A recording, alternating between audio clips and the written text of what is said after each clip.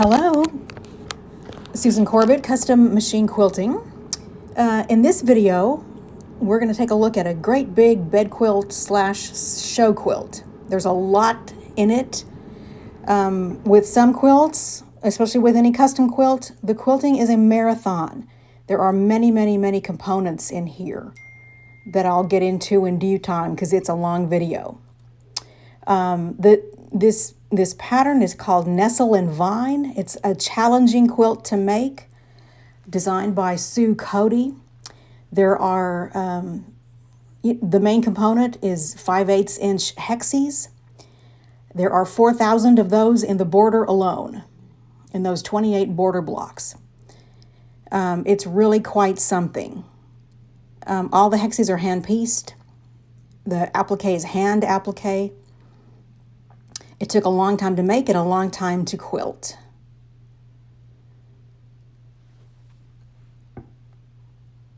There's lots to see here. And see that bird that's trapuntoed in there? That's where we will start.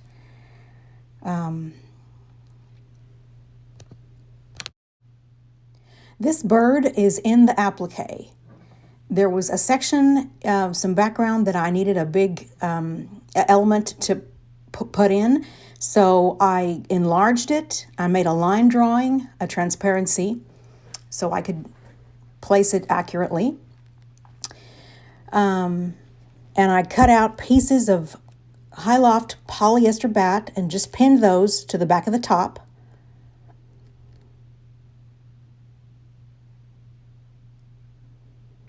And here I had a surprise. The laser light on my machine died, so I had to find a different way to get this done.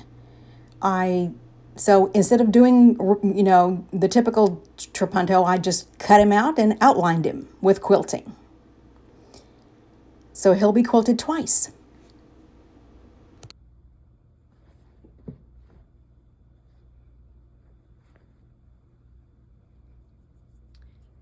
All right, so now I'm going to cut the trapunto bat away.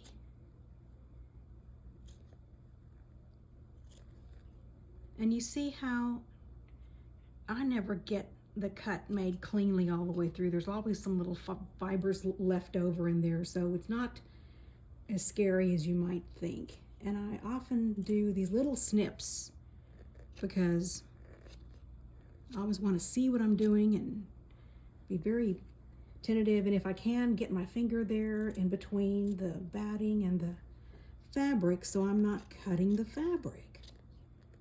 Okay, so I'm not cutting all the way to the quick. And there's a whole lot of wastage, and I don't know a way around that. So I like to cut the big pieces of it away and then come back and go after the details.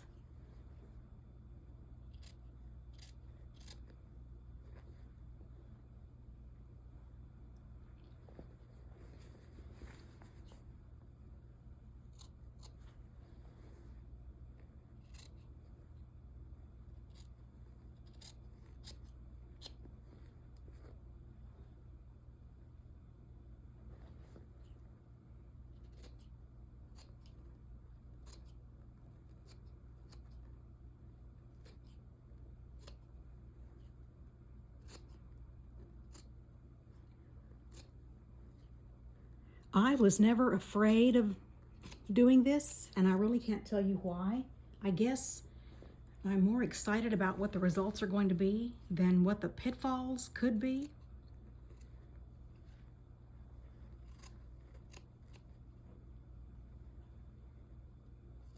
Some people have tried to watch me do this, and all they do is wince and gasp, and okay, that is not good. That's when I have those people leave the room, because you're just courting disaster doing that kind of thing. Just be nice and slow and careful and build up some experience, and then all that fear will go away. I have nicked a quilt before. I have cut the fabric once, maybe twice, I don't know. I heard another quilter say that when you nick the fabric, that's where you put a crystal or a bead or something. You find a way to cover up the mistake. You know, it's not the end of the world.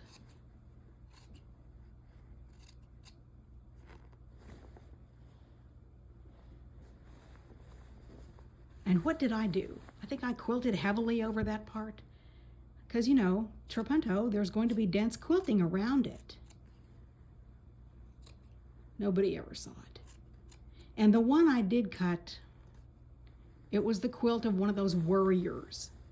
She winced and, you know, hovered and worried and worried and worried. So hers would be the quilt that I cut.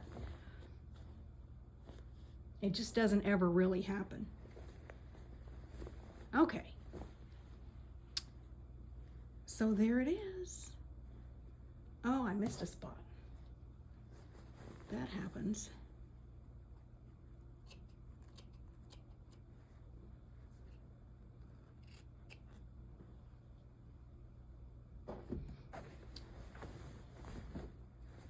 Let's get some payoff for that work, shall we?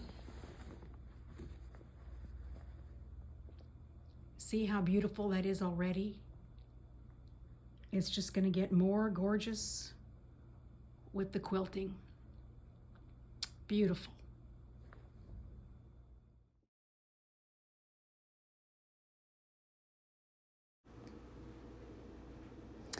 So I layered the backing, batting, and top as usual and started stabilizing. So that means outlining the appliqué, which went really well on this quilt. You know, a lot of times I'm stuck using a ruler and it's slow and painstaking, and this time, I don't know, I just freehanded almost all of it and it just fell into place nicely. And it's a good thing that that happened because plenty of other things did not. That kind of fell apart. So, okay, the thread, I used all one thread. One color thread, one type of thread on the whole quilt. I knew there was going to be a ton of quilting, so I didn't need a super strong quilting thread. I used white Magnifico by Superior. It's pretty spindly, so I felt pretty good about piling on the quilting with that. I didn't think it was going to make it stiff or heavy or, you know, have a horrible buildup of thread where backtracking was going to have to happen. And it saved a little bit of time, thank goodness. I didn't have to make any thread changes. And I used that thread also in the previous section on the trapunto, since I didn't want to have to use any wash away products for just so few places in this quilt. And I was going to backtrack around those things anyway. I just went ahead and quilted around that bird and those flowers twice. I don't think it shows up too much. I think it's okay. And, you know, it solved a great big problem, so that was crucial. I had planned, I didn't know what I was going to do in those little in-between hexies, the white ones in between the blocks.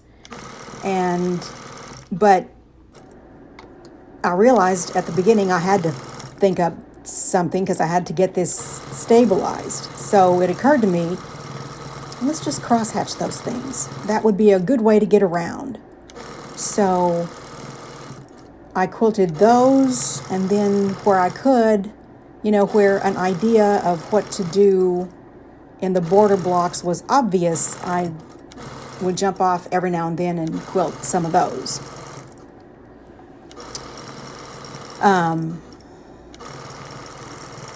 The plan for the border blocks was to outline the prints.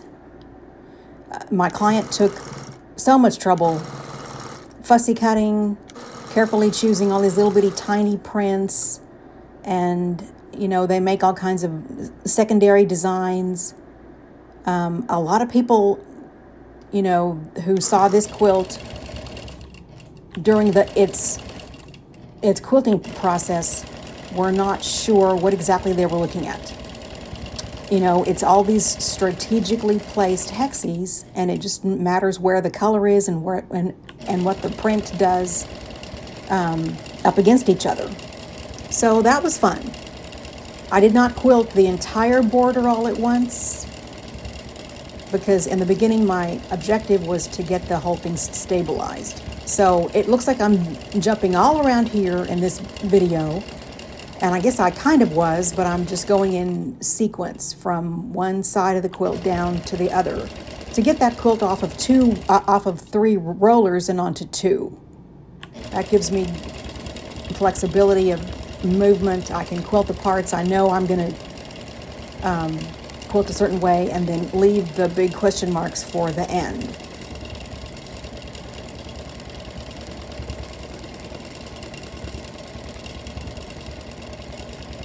What you'll notice here is the border was assembled and then appliquéd onto the background of all that of all the appliqué pieces. I think it's visible here because the hexies where they meet the background fabric rise up. There's a difference in dimension there. And that presented a design challenge. I had a plan for that background next to the border, and it changed. You know, I think it's great to have a plan for the quilting, and if that is able to be realized, that's wonderful. But often, you know, the quilt will kind of talk to me along the way, and I'll have to change my game plan. So it's a good thing it was flexible. This took quite a bit of time. Quilting this quilt was extremely time consuming. It was on the machine for weeks. I do think it was worth it in the end.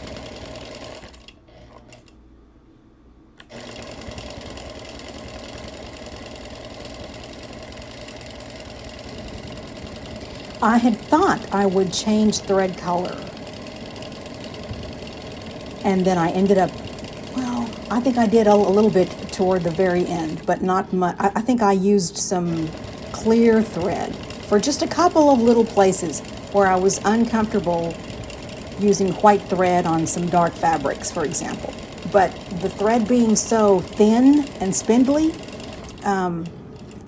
white on bright colored fabric just did not look anywhere near as distracting as I thought it would.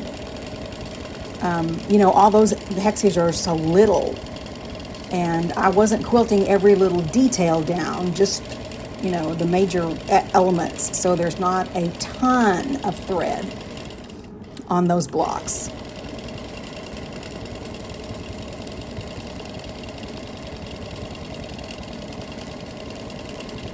This was a total make it up as you go along kind of thing. I didn't have a plan for most of these blocks. It's just, you know, things will, like you'll notice some stuff when you come upon it and then think, oh, I should quilt here, or I should define that. So that was quilted organically.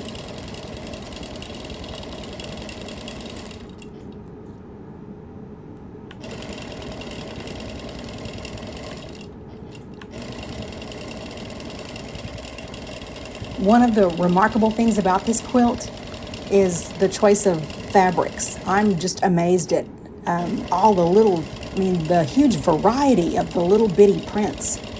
My client was visiting online with, you know, a quilting buddy in I think France, and they got to comparing notes, and I think I don't know if they exchanged fabric or if the the quilt maker from France sent her some French fabric.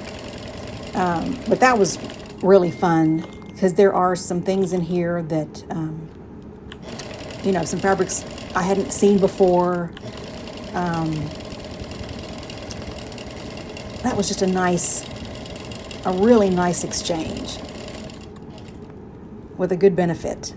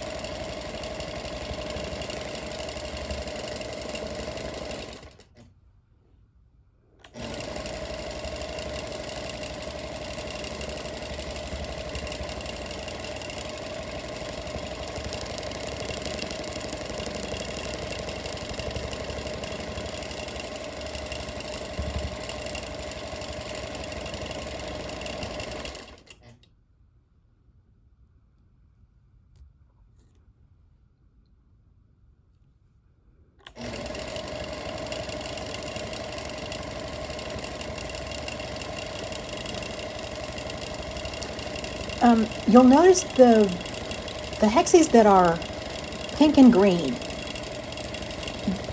In the middle of all of that, there are some little hexies that I could outline the print in, which I did, but I left the pink and green ones for last because I didn't know how I was going to quilt them.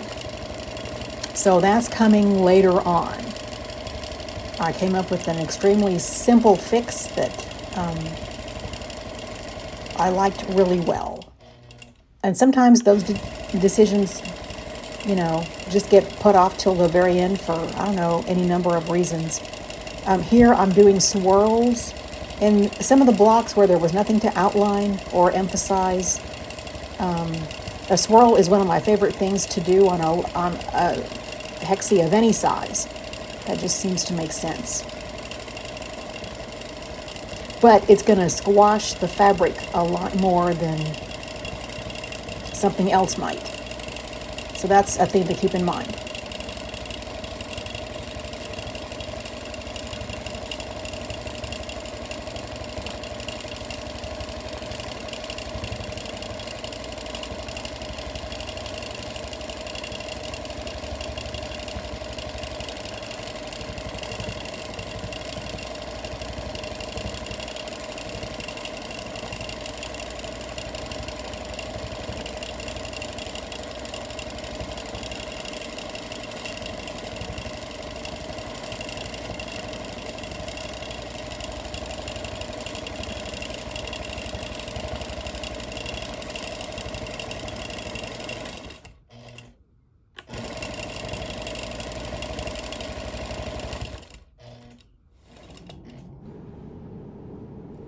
All right, moving on.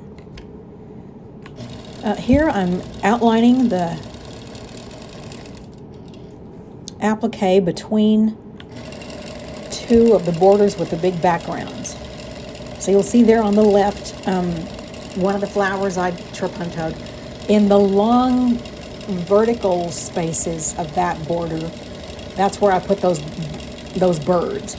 The flowers are taking up a lot of space in the horizontal parts of that border. So I put a couple of big flowers and I added a few smaller ones. When you've got big stretches of background like that, you don't want to fill it up with just, say, pebbles or a small stipple. That's not enough pattern to support that volume of space. There needs to be some motif in there. So all of the backgrounds have some kind of relationship to each other. They're not just, different arbitrary ones.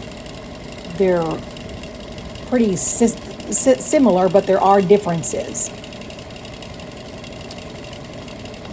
So you want to quilt down first the applique, and then those main motifs, and then go for the little bitty dense background quilting.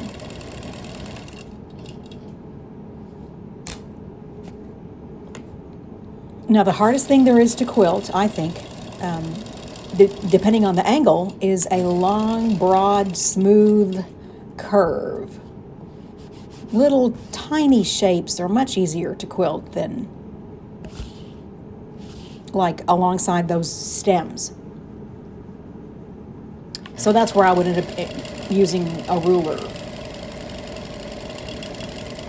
in parts of it. And as long as I'm in there, I want to define a little bit of the applique if possible with little creases, veins, whatever I can do that's minimal that will make that element look more like what it is, to make it more realistic looking. And that helps the quilt. As far as longevity, I've seen some really super old quilts where there's nothing left. But the quilting that was holding the applique onto the quilt itself. So structurally, that's a wise thing to do. I know lots of people just leave all kinds of sashings unquilted. They don't put any quilting inside the applique itself. And the smaller the piece of applique, the less I think it's important to quilting it. The larger those things tend to be, I think the more they need to be quilted. Otherwise, the unquilted space becomes a weak spot in the quilt. And if I'm quilting densely around the applique but doing no quilting on the applique, that's going to create stress that's not good for a quilt. That's where it'll pull and tear. It won't hold up as well in the long run. And after all this work, my goodness, all this painstaking, selection of fabric, all the money put into the fabric, all the effort of all that handwork, you really want to end up with a well-quilted quilt that's going to hold up. So here I'm re-quilting the trapuntoed parts. I'm trying not to put too much quilting in here.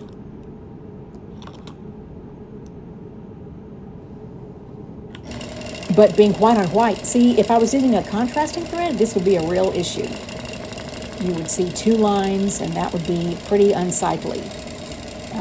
I'm not enough of a line follower to be able to hit the line perfectly twice in the exact same space. So it was nice to be using a skinny thread where the color matches the fabric. That hides a lot of imperfection. And that is just going to be a gorgeous border.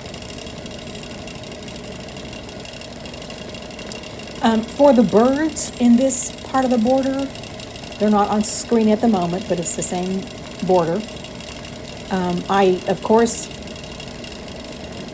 copied the birds, enlarged them, and I had to move a wing, you know, I had to change the design just a little tiny bit to get it to fit.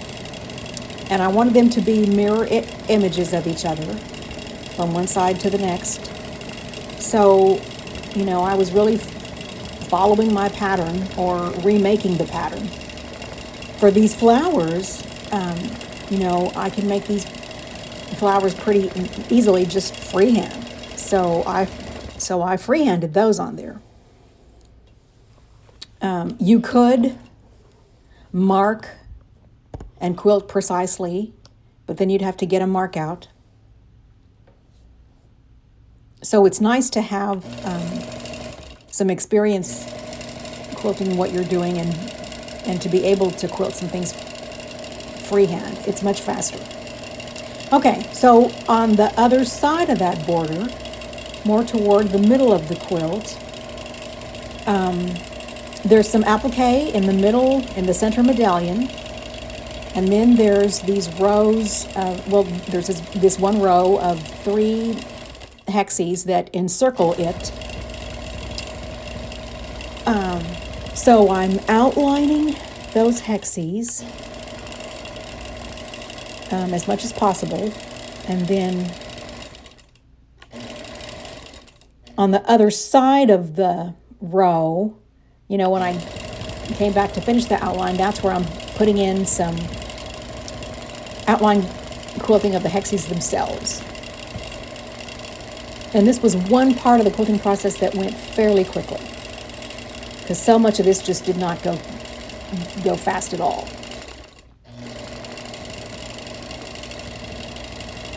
And those look really good.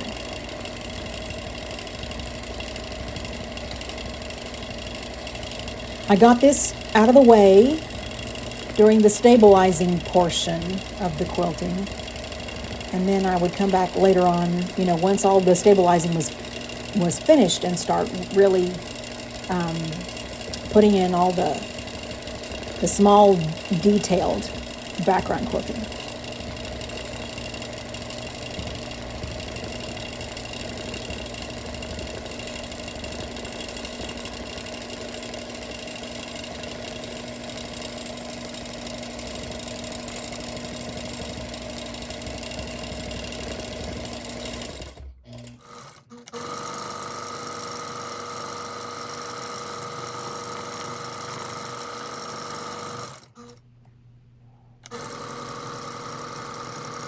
So here I'm stabilizing this ring of appliqué around the center medallion.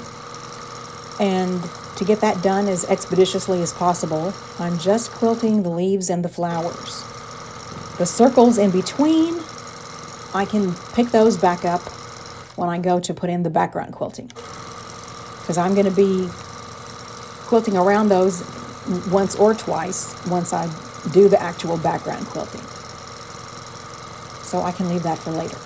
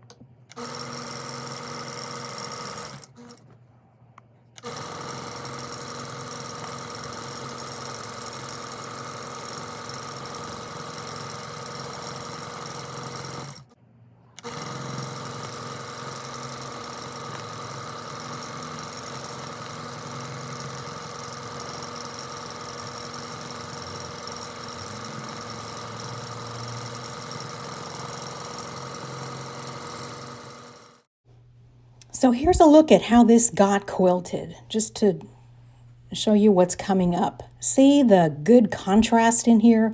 The lines, the little quilting, more lines. That part I did plan out ahead of time. When this came in the mail, I spread this thing out and looked at it and tried to come up with a game plan, because I had to call the client and talk things over on the phone, which is a tricky way to, being a visual medium, it's kind of hard to convey with words what I want to do.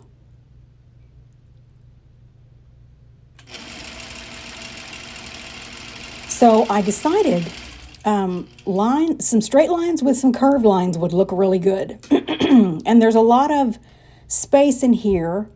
It doesn't look like a great big space where you could do all kinds of things. But it is a lot of space. So I thought it would be great to do some ruler work, to put some arcs in here in pairs, if not 3 lines, to carve that space up. So that's what I did. I put some arcs in here using 2 different rulers. The longer arch guide for the vertical spaces, and then a shorter curve in the horizontal spaces, because the quilt is a rectangle. So I had to figure out where they're going to start, where they're going to end, which way they're going to go, how many repeats of those lines I want, and then what's going to happen on either side of them.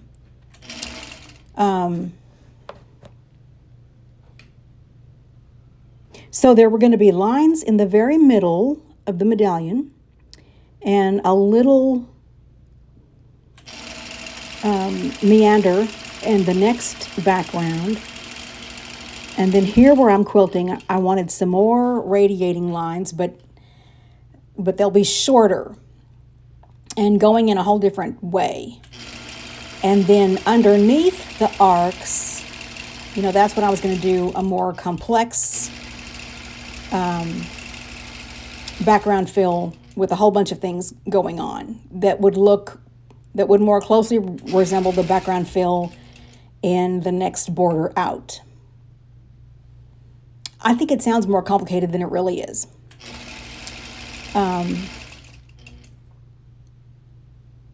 So these arcs did not turn out as perfect as I would like for them to, but I think they're okay. And it's just a question of how close together I want them to be, or how far apart. And I never seem to have the exact right ruler. I've got a lot of rulers, and I just acquired a whole lot more. So what I find happens a lot is the more comfortable you get maneuvering rulers, the more comfortable I am angling them a little bit if I have to get what I'm doing to work out. Not so much here, but that does happen. It's nice to be able to turn it just a little bit. You'll still end up with a lovely smooth line. So that's nice. So that arc seemed to wall off this part that I'm quilting right now. It made a nice little pocket around that flower. So I decided to fill in that part with some circles. And I tried to keep that consistent throughout the quilt. I'm not in love with symmetry the way most people are. So I tried for some symmetrical things there, and that worked pretty well. Not perfect, but who needs perfection?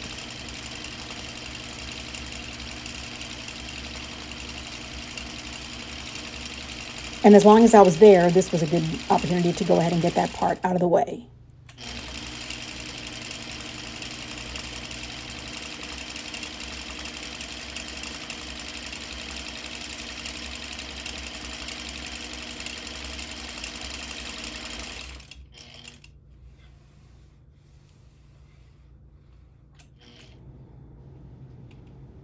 Here is another view of that same border from a different angle, and I had turned the light off on the machine, so this might be a little bit easier to see. So what I've done is I've got a pin with a flat head that I have marking where I want that arc to stop. And I've measured, so it's kind of at the same place in every corner. And that's how I got this off the ground. So I didn't have to mark it.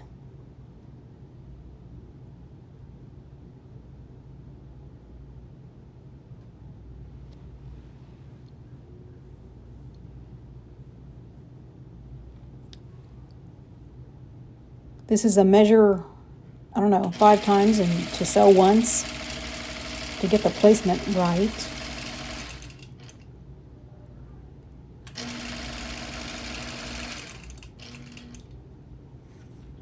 And I always want to be an octopus to do ruler work because my hand is always at an awkward angle.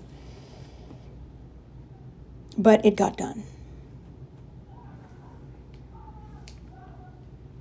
This is kind of a scary thing in the beginning, but then once you've done it a few times, it's kind of exciting at the same time. It's delightful to watch it unfold and for it to turn out well. I had a vision in my head of what this was going to look like, and we want that vision to hold true. It's a bummer when things don't work out the way you think they're going to.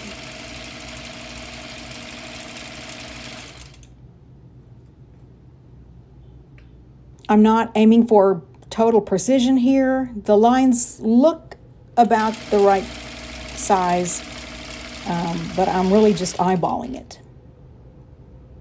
The mind sees what it thinks is there, not what really is there. So it doesn't have to be perfect.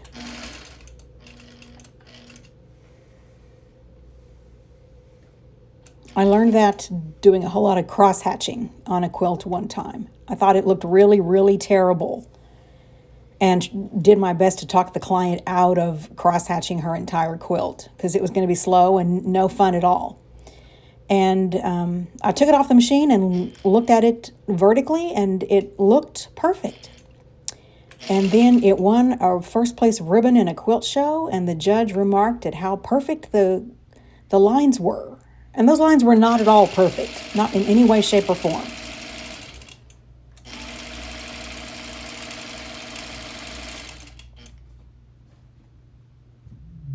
See how good that looks already? That is just really nice. And so where did I get the idea for this? Well, looking at pictures of quilting online obsessively all the time, paying attention to what really exquisite quilters are doing. I don't have to be such an innovator. Not every design I have needs to be original. That's pretty hard to pull off anyway.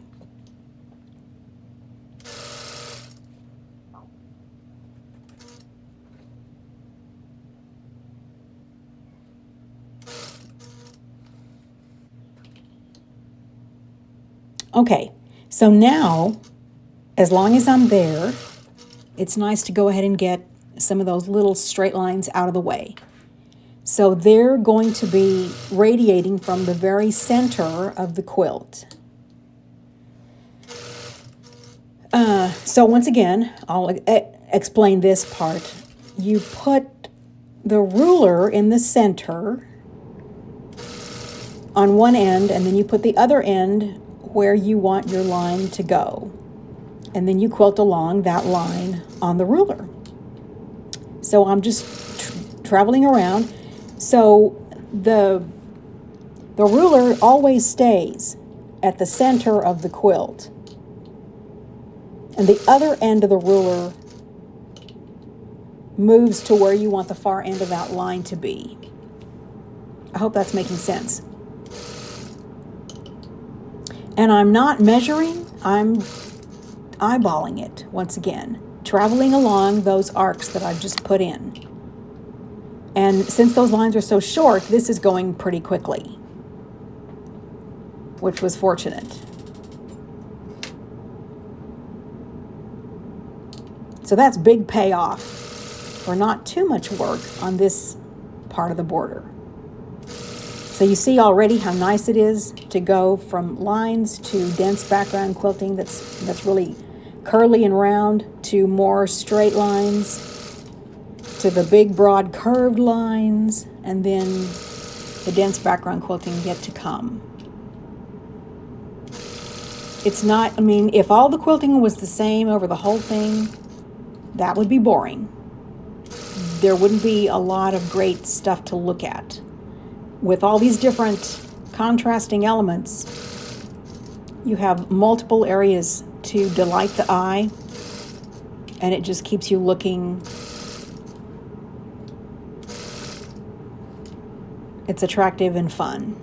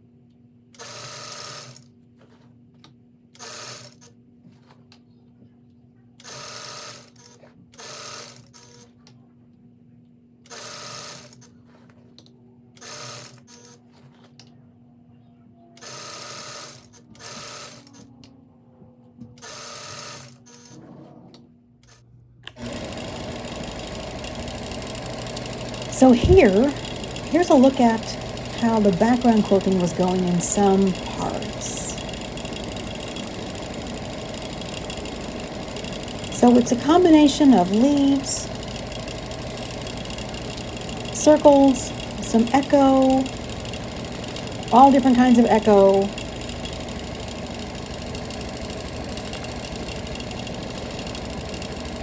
I'm trying to be consistent, but of course, you know, I forgot what I was doing way back on the other side of the quilt, so it's not perfectly consistent at all. And there were quite a few stops and starts because maneuvering around all these little applique pieces, you know, good luck trying to get that to be really consistent. It's hard to, you know, once you're back in a corner to quilt your way back out again. That's a good way to get in some serious trouble with backtracking.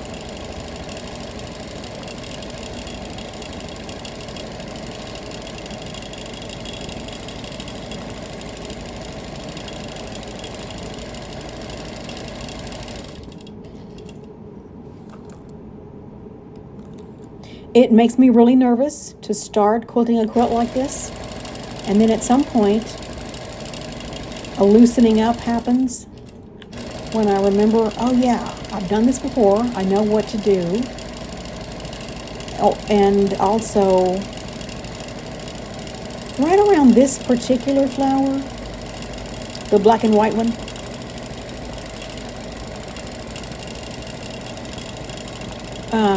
I made like a, I don't know, this used to happen in the very beginning when some happy accident would occur, when I'd make a mistake, but I liked it. So just to keep on going with whatever was happening there. So that's kind of what happened here. Not, I didn't make a mistake, but, you know, so the mood of the applique here is fairly whimsical. So you want your quilting to be whimsical right along with it. So, see, that's why it's good to finally loosen up some so that creativity starts happening.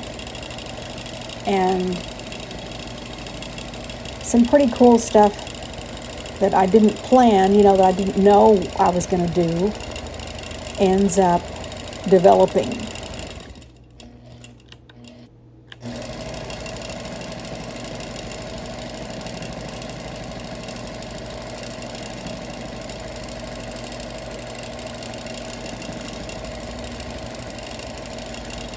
That's how this kind of, I don't know, is it a flower? I guess it is. If you quilt long enough, you know, ideas will start popping into your head.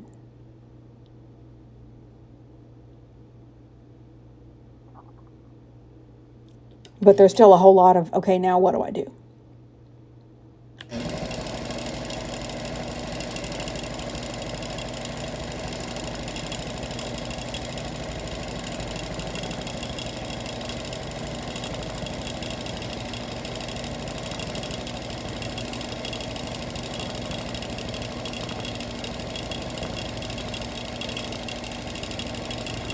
This is fun.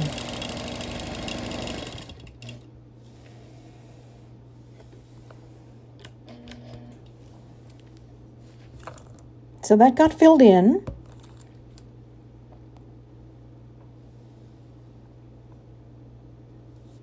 And there need to be some more little circles in there to finish that part off.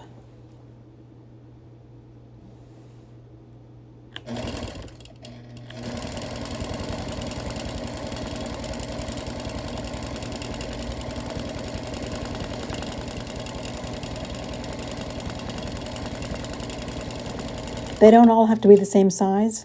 I don't know how they could be because of all those irregular spaces, and I like them when they're all different sizes. It looks more organic, like there's more, I don't know, realistic variety. I guess so. It looks like a person did the quilting and not a machine.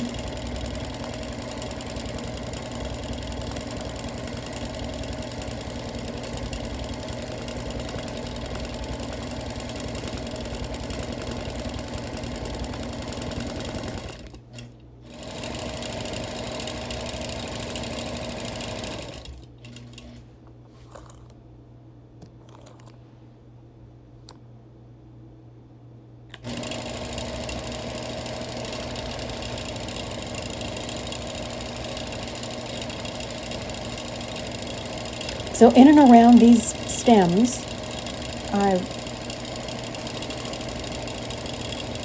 would put in some leaves and then fill in around the leaves to try and make that look natural. So that was a major part of the game plan in this background. And I ended up with two different types of leaves in here. One that's pointy, my typical leaf, and then others that were rounded to look like the leaves like on the left of this shot.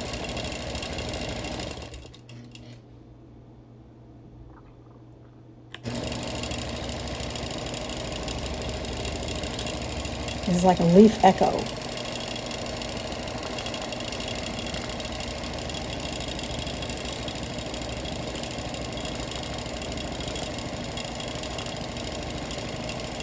And if I wanted to, you know, if I found a spot on the appliqué that needed more quilting, then I could do it here as I came upon it.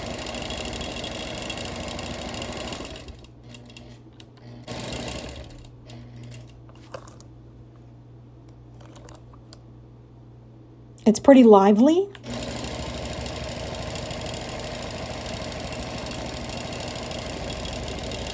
A fellow quilter told me years ago, your quilting is so energetic and it needs to calm down. So try to have your quilting look more serene than it does. And I have not been able to do that. I think your quilting looks like how your quilting looks.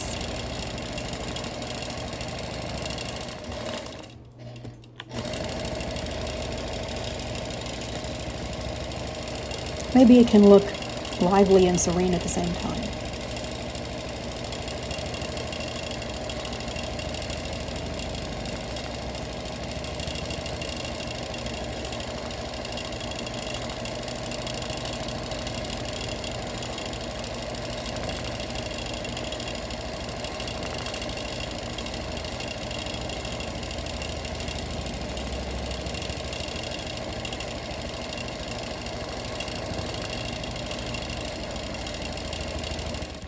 I like the juxtaposition of curvy echo and then this,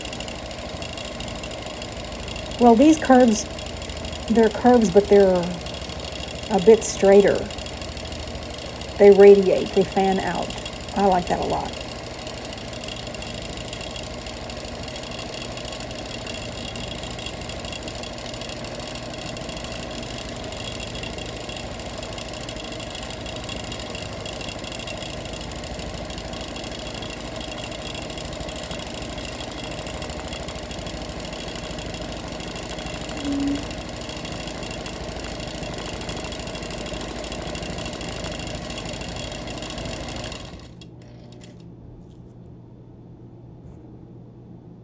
Love it.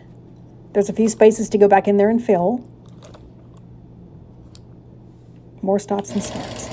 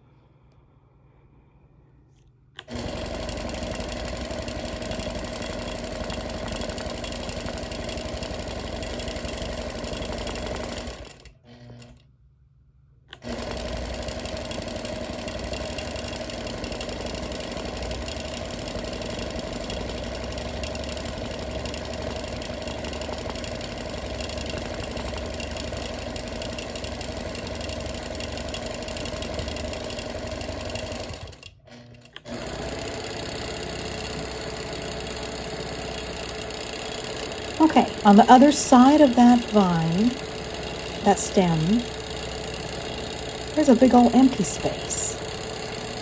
It's going to need more than just some background quilting, so I'm adding another flower.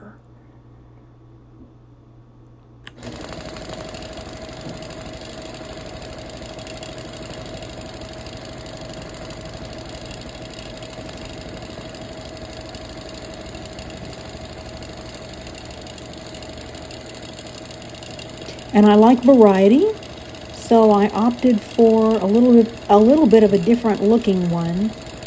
The great thing about flowers, depending on how the petals are arranged, you can make them go in and around the appliqué. You can fill a space with any shape of petal you need. It's just a real handy thing. Really handy. And then you can add some leaves and stuff where you need it.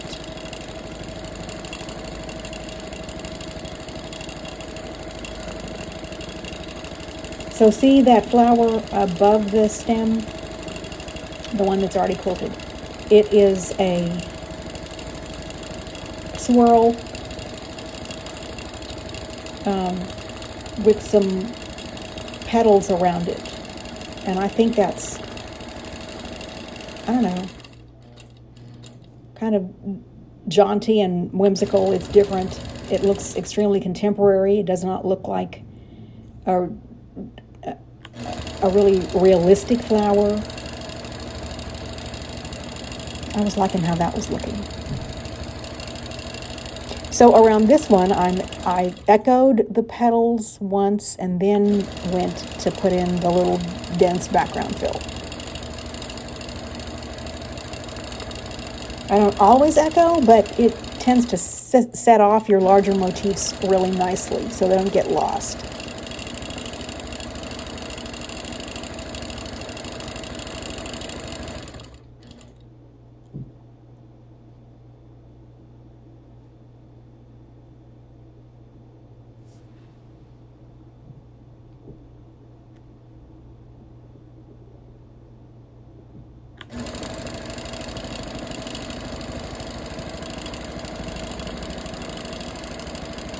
It's important to take some breaks, go stretch, look out the window.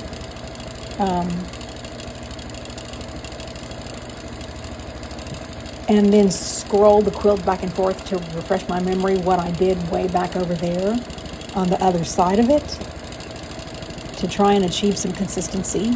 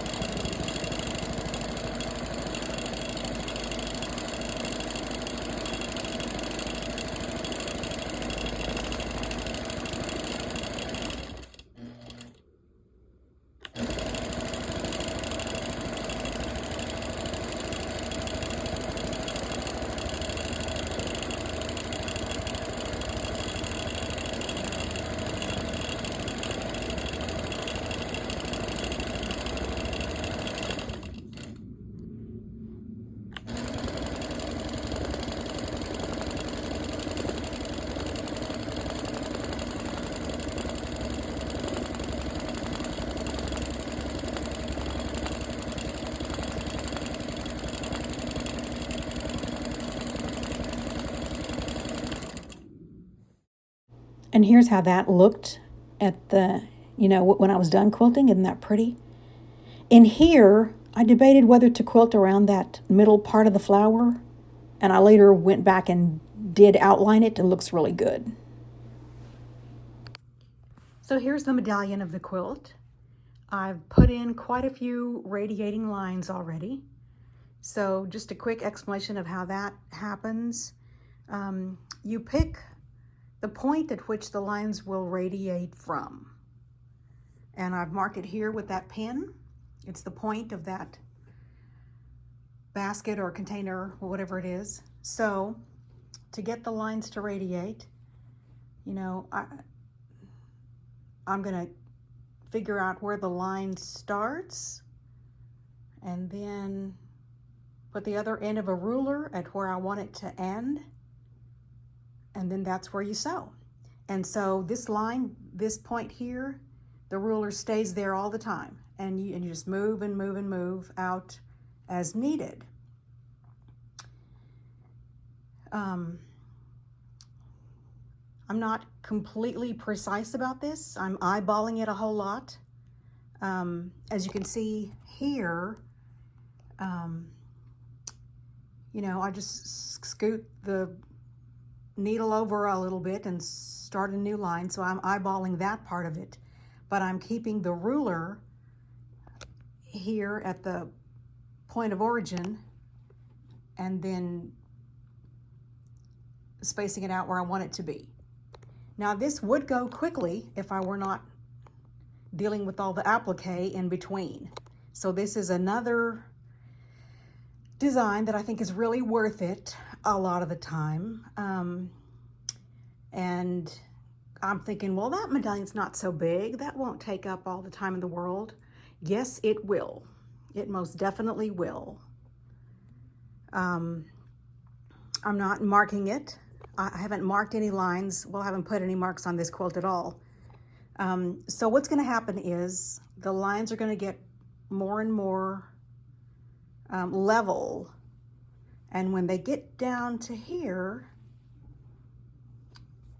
then they're going to be horizontal lines and not vertical anymore.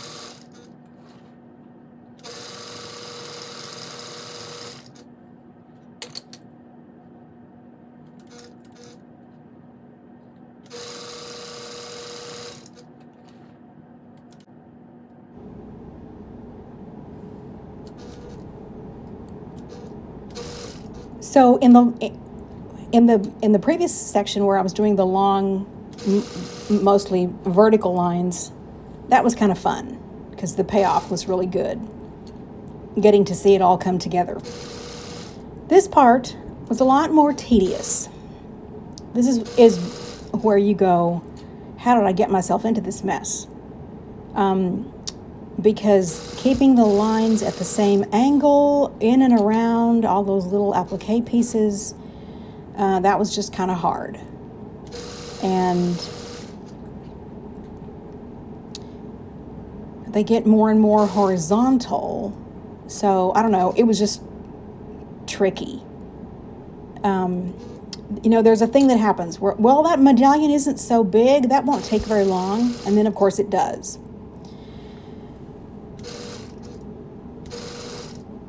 But it looks pretty awesome in the end. It was well worth doing. And I know I say that all the time, but it continues to be well worth doing. It's so pretty.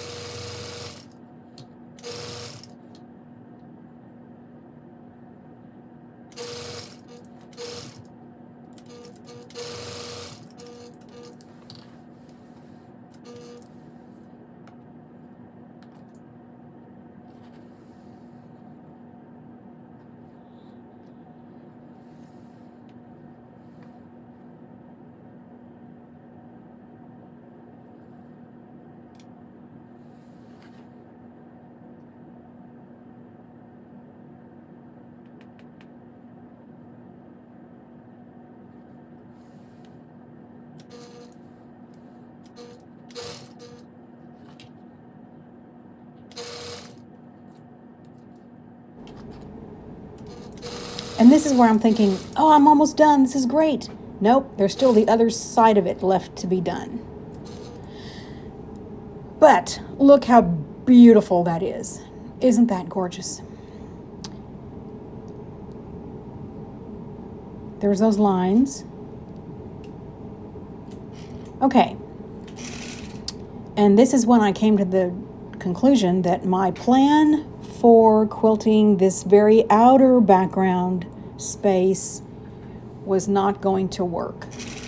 I had put in those diamonds in between those blocks in the border, and I thought, oh my goodness, I'm going to have lines conflicting with these lines in a way that I didn't think would be very attractive. So then it came to me, I need to continue those lines begun in the white hexies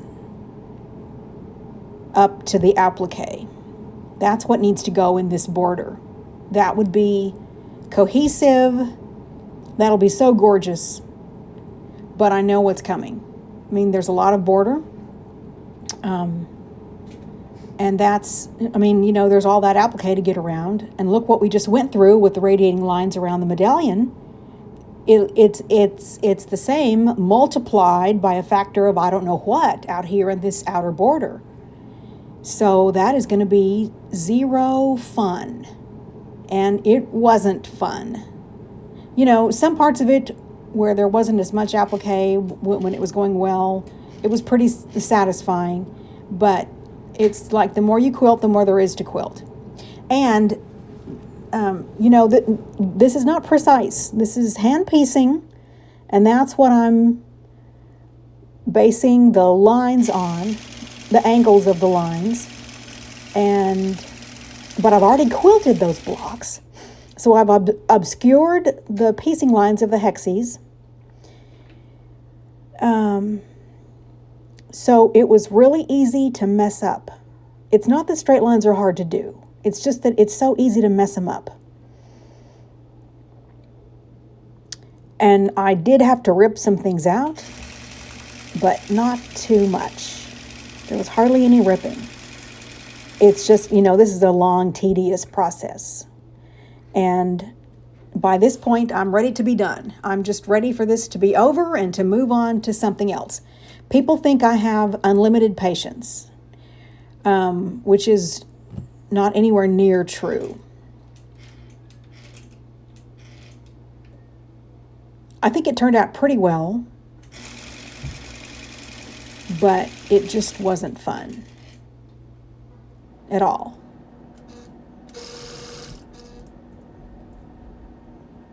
I like all the geometry happening in this quilt, though.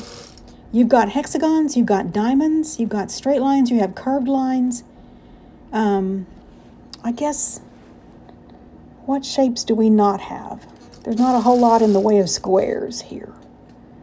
But I'm not a great lover of math, but I do like geometry. Geometry plays a huge role in quilting.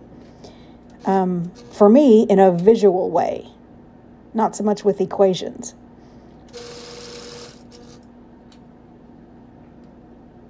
And the saving grace here, these lines don't have to be perfect, they just need to look pretty accurate. We will see how well her quilt does in a show.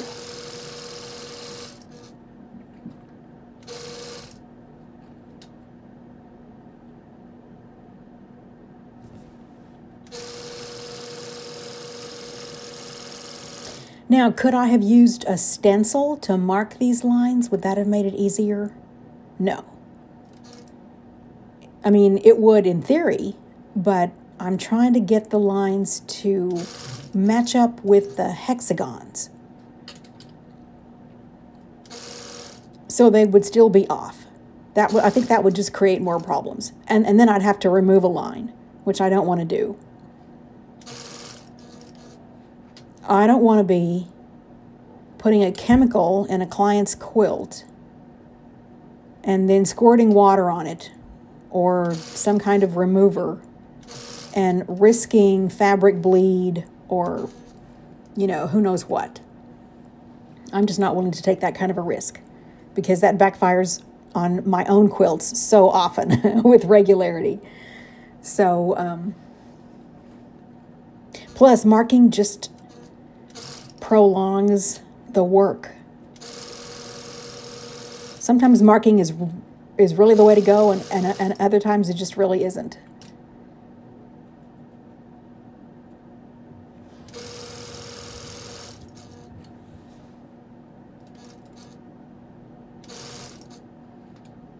I think this video is a good example of here's what you're in for should you attempt to do something like this on your own. It wasn't the hardest thing in the world, but it's a lot of work.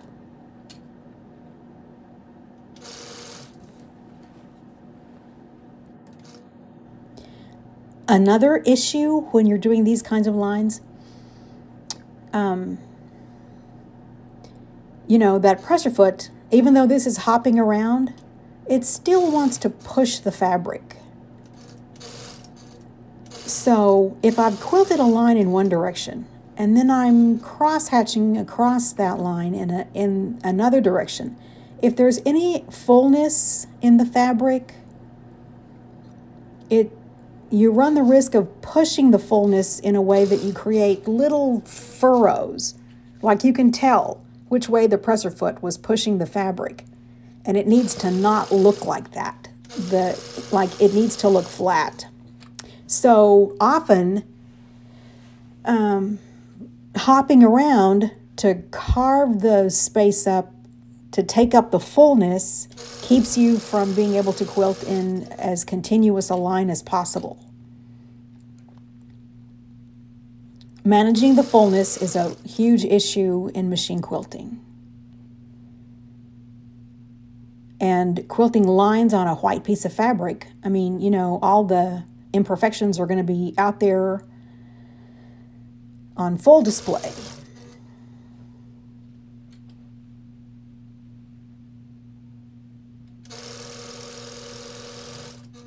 Probably the hardest part is not so much these big open areas, but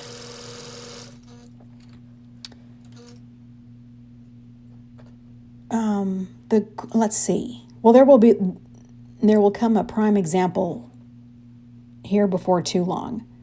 In between the leaves and the stem, or some such, these little awkward spaces where it's hard to maneuver in and around when you're really sick of doing it already. The little finishing touches. Right here, in between the leaf and the flower. When I've got to start a whole new line of stitching just for that little bitty space.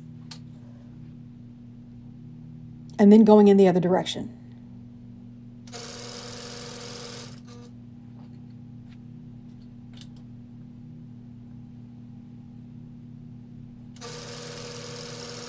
At least I'm not hand quilting.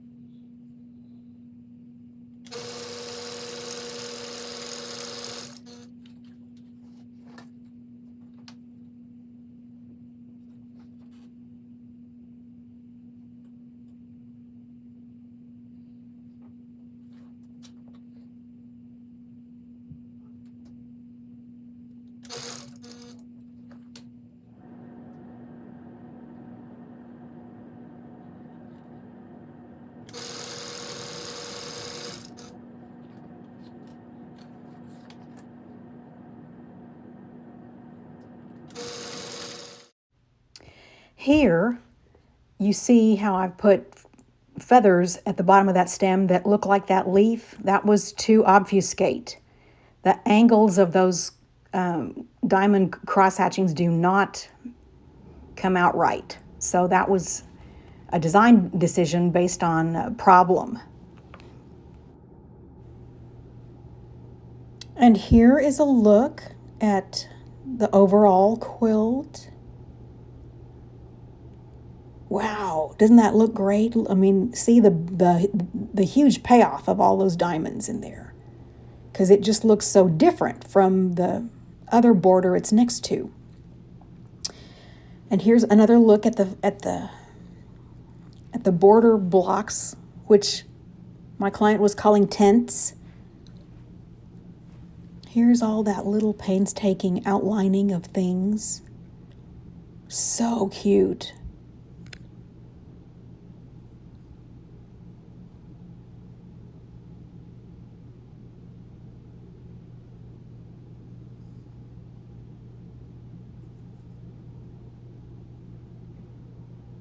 There's our trapunto with all those little background fills, all those little echoes. Good contrast.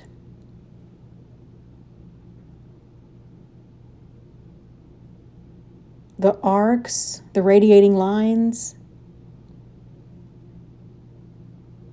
Minimal quilting on the appliqué.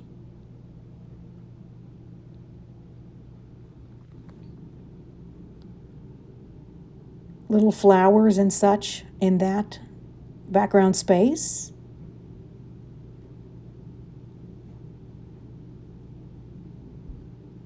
So this is about 3 weeks worth of work. Really gorgeous stuff. So that's your show quilt. It's a one of a kind, which is what custom is all about. Thanks so much for watching, and I hope you learned something. I hope this quilt was more inspiring than than daunting. I'm very inspired by this client's work. It took her about 8 months to make this top.